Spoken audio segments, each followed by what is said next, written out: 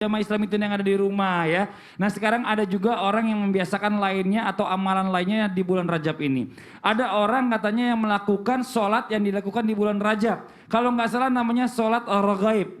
Ya, raghaib. Ya, raghaib. Ya, yang ini dilakukan di antara sholat Isya dan maghrib. Ini Masya Allah luar biasa. Emang ini hanya dikhususkan di bulan Rajab aja? Pertanyaannya kepada Ustadz Syam aja nih. Ustadz Syam mohon izin nih. Ya, Sholat raghaib ini memang di bulan Rajab aja atau bisa dilakukan di bulan-bulan lain? Bagaimana? Tafadhol Ustadz Syam. Bismillahirrahmanirrahim. Tabi guruku Habib Muhammad, Ustadz Maulana, Mas Fadli serta guru-guru kami dimuliakan Allah Subhanahu wa taala.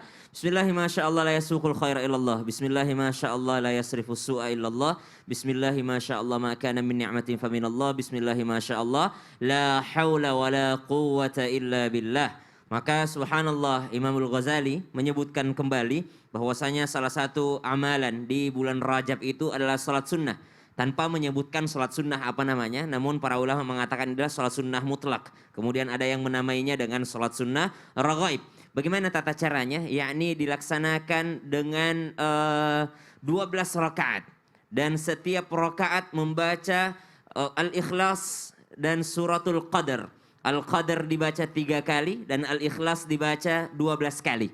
Kemudian di setiap salamnya, setelah selesai salam karena ada 12 rakaat, maka 6 kali sholat. Ya, setiap salam, maka mereka setelah itu membaca salawat. Allahumma salli ala Sayyidina Muhammadin Nabiyil Ummi wa ala alih. Ya, di sampai situ salawatnya, kemudian sujud dengan membaca Subuhun Quddus Rabbuna wa Rabbul Malaikati war Ruh sebanyak 70 kali pula. Kemudian bangun lagi memohon ampun kepada Allah Subhanahu wa taala, kemudian sujud kembali, kemudian bangun meminta apapun hajatnya kepada Allah Subhanahu wa taala dengan jumlah 12 rakaat dengan masing-masing bacaan tadi 70 kali. Bacaan dalam salatnya Al-Fatihah, setelah Al-Fatihah baca Al-Qadar 3 kali, kemudian baca Al-Ikhlas 12 kali. Begitupun rakaat kedua, ketiga, keempat dan selanjutnya disebutkan oleh Imam Al-Ghazali.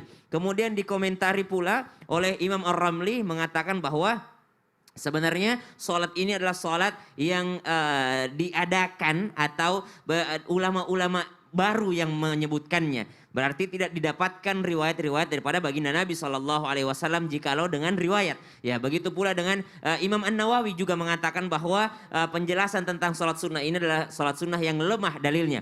Akan tetapi tidak dikatakan bahwa diharamkan untuk sholat sunnah ini. Kenapa? Karena sholatnya benar, bacaannya juga benar. Karena bacaan setelah suratul Fatihah itu adalah sesuatu yang dibolehkan saja. Bebas orang membaca setelah suratul Fatihah. Ada yang membaca surah Al-Ikhlas silahkan, ada yang membaca surah Al-Kafirun silahkan, kemudian membaca surah Al-Qadar pun silahkan, maka melaksanakan sholat sunnah. Adapun Imamul Ghazali adalah seorang yang sangat hebat. Tidak nyampe ilmu kita. Tidak ada ulama yang bisa menyampai ilmu daripada Imam Al-Ghazali. Kalau dikatakan, wah Imam Al-Ghazali mengada-ngadakan amalan. Oh, tidak mungkin. Seorang beliau adalah seorang yang sangat dekat dengan Allah Subhanahu wa taala. Bahkan seorang waliullah. Jadi memang ada beberapa riwayat-riwayat teman-teman. Kita tidak boleh mencarinya. Tidak sampai mungkin kepada baginda Nabi SAW diriwayat. Namun nyampe kepada para ulama kita. Karena mungkin saja bertemu dengan baginda Nabi SAW dalam mimpinya. Atau bahkan diajari langsung oleh sahabat baginda Nabi SAW. Kita harus tahu bahwa ada sahabat Nabi yang masih hidup sampai sekarang. Siapa dia? Nabi Khidir alaihissalam.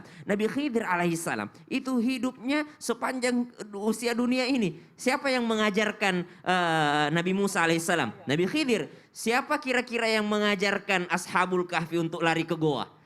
Nabi Khidir. Siapa yang mengajarkan sesuatu yang mungkin kita baru dengar sekarang? Subhanallah, ulama kita tidak mengadakan amalan, akan tetapi mereka belajar langsung. Mungkin yang kita tingkatannya tidak sampai ke sana. Selama tidak ada dalil yang mengharamkannya atau bukan sesuatu yang baru yang mungkin menyalahi syariat, maka silahkan diamalkan. Masya Allah. Jadi kalau nggak melanggar syariat, nggak merugikan orang banyak, silahkan aja. Orang sholat sunnah kok, sholat sunnah mutlak. Terima kasih banyak Ustadz Syam yang menenangkan hati buat orang yang mau melakukan amalan-amalan atau ibadah di bulan Rajab ini. Nah sekarang